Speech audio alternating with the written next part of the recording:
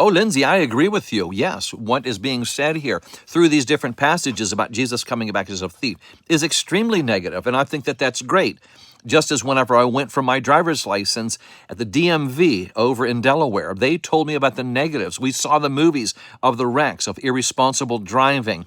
We are taught many times by the negatives and by the warnings as we are by the positives and the benefits, right? And that's what's being taught here. One Bible student I was reading said, I've been going through the New Testament and so far hasn't finished. I found 63 warnings. Think about it. You've read 2 Thessalonians.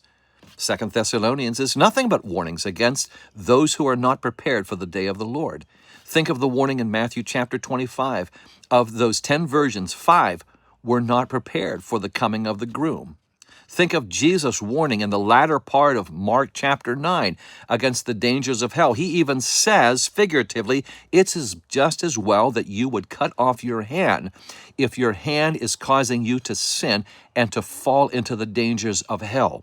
Hebrews chapter 10, warning upon warning against looking at the truth of the gospel and turning away. Joel chapter 2 talks about the dangers in the coming of the Lord and even goes into the description of those that are trembling. Revelation chapter 6 talks about the judgments coming down. Remember, this is a prophecy of people literally running and screaming, wanting to get away from the judgment of the Lord, all the way through Proverbs chapter 11, talking about what will happen to the rebellious man.